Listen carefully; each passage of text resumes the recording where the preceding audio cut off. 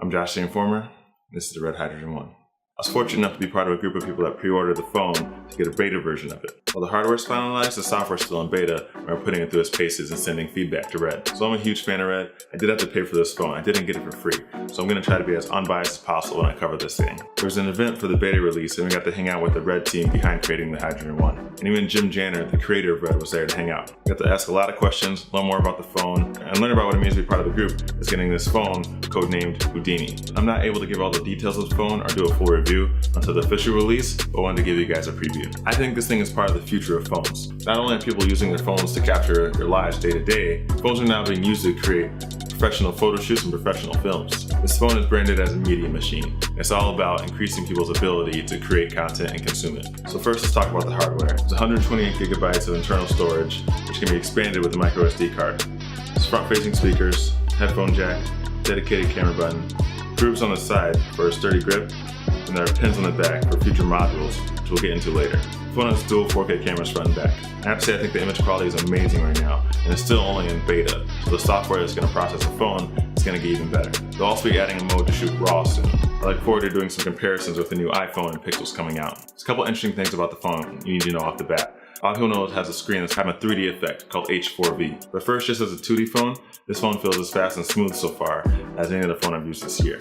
And as an H4V 3D phone, it's really the only one in its class right now. The H4V effect on the phone is awesome when done right, and it's going to be improving as they send updates to the phone. The effect doesn't translate over video, so I can't show it to you here, but trust me, you're going to want to check this thing out. Me and the people testing the Houdini version of this phone are into professional film and photography, including major film studio work. There's going to be plenty of examples of high quality content in the coming months. Down below, I'll link to a couple of the people that are posting some really awesome stuff about the Red Hydrogen. There are already major game developers and major film studios partnering with Red to create content that's specifically for this H4V display. The audio experience is a whole other reason to check out this phone. There's a feature called A3D, which gives a sound experience I have yet to hear on a phone. When plugged into headphones, it gives a surround sound experience that's truly unique. And to top it all off, the speakers on the front of the phone are really loud. I would say they're even louder than the Razr phone. Like I said before, there's going to be modules for this phone. And it's going to be pretty insane what they're going to do with it. The one most people are waiting for is the cinema module. From the get-go, Jim has said with the cinema module attached, this thing is going to be a mirrorless camera killer. It's going to shoot 5K and it's going to have a Red sensor inside of it.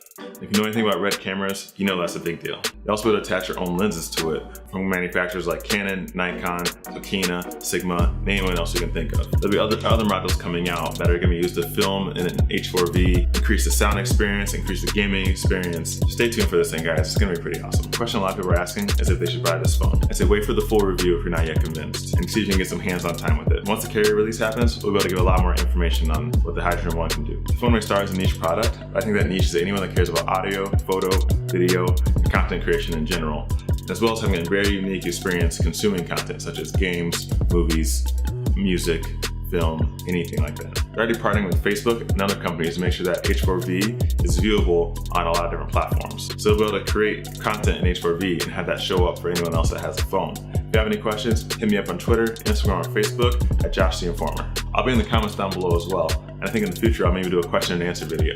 Like and subscribe, stay tuned for more videos about the Red Hydrogen 1.